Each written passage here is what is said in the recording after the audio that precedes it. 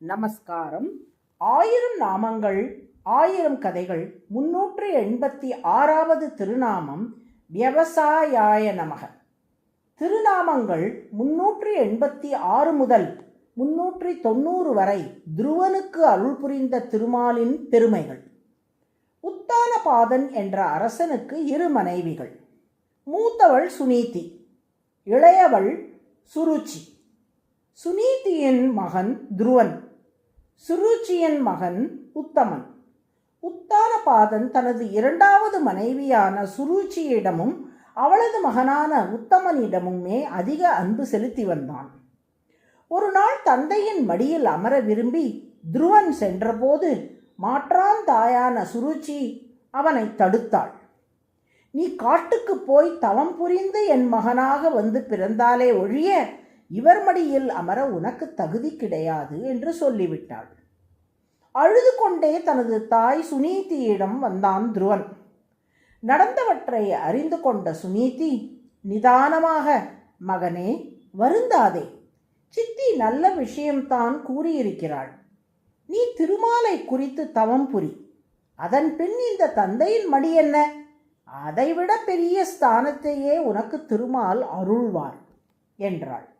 துருவனும் தவம் புரிவதற்காக வனம் சென்றான். நாரதரின் திருவருளால் திருமாலை தியானிக்கும் முறையையும் அவரை குறித்த மந்திரத்தையும் அறிந்து கொண்டான்.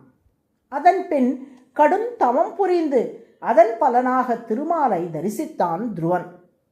அப்போது துருவனிடம் திருமால், குழந்தாய், உன் பக்திக்கு பரிசாக முக்தி அளிக்க உள்ளேன்.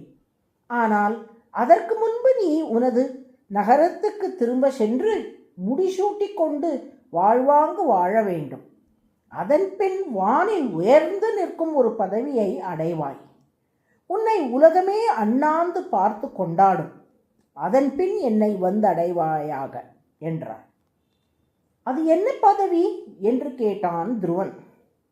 அப்போது திருமால் துருவனுக்கு தான் வழங்க உள்ள பதவியின் சீர்மை பற்றி விளக்கினார்.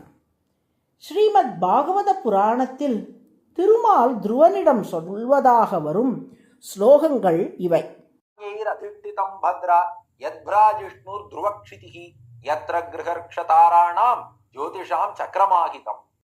துருவ என்றால் நிலையானது என்று பொருள். நிலையான பதவியை உனக்கு அளிக்க உள்ளேன். இதுவரை யாரும் அந்த பதவியை அடைந்ததில்லை. நவகிரகங்கள், நட்சத்திரங்கள், கோள்கள் அதனுடன் சேர்ந்து உறுதியாக கட்டப்பட்டுள்ளன. நானே அந்த துருவ பதவியில் ஆதார மையமாக இருந்து கிரகங்கள், நட்சத்திரங்கள், கோள்கள் அனைத்தையும் தாங்கி வருகிறேன். இப்போது அந்த ஸ்தானத்தை எனது பக்தனான உனக்கு அருள்கிறேன். பரஸ்தாத் கல்பவாசினாம் தர்மோக்னி கஷ்யப சுக்ரஹ முனயோ ஏ வனௌகசஹ சரந்தி தட்சிணீகிருத்ய பிரமந்தோ யத் சதாரகாஹ.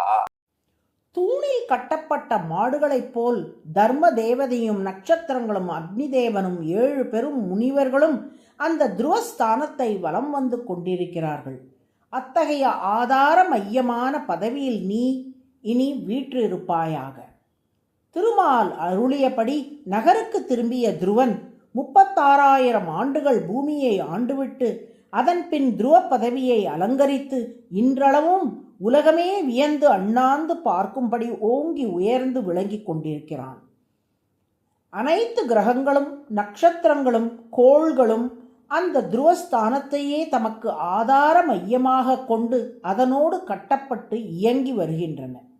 இத்தகைய ஸ்தானத்தை தனது அருளால் துருவனுக்கு திருமால் அருளினார். எனினும் இயற்கையில் அந்த துருவஸ்தானத்தில் துருவமூர்த்தியாக திருமாலே இருக்கிறார். அவரிடம்தான் மொத்த பிரபஞ்சமும் கட்டுப்பட்டு அவரது கட்டுப்பாட்டிலேயே இயங்கி வருகிறது. அவரின் கருணையால் துருவன் என்ற சிறுவன் அப்பதவியை பெற்றான். ஆக மொத்த பிரபஞ்சமும் தன்னிடம் கட்டுப்பட்டிருக்க பெற்ற ஆதார மையமான திருமால் வியவசாயக என்று அழைக்கப்படுகிறார். வியவசாயக என்றால் ஆதார மையம் என்று பொருள். அதுவே சஹஸ்ரநாமத்தின் 386வது திருநாமம். வியவசாயாய நம என்று தினமும் சொல்லி வரும் அன்பர்களுக்கு திருமாலே ஆதார மையமாக இருந்து அவர்களை நல்வழியில் வழிநடத்தி செல்வார். நாராயண நாராயண.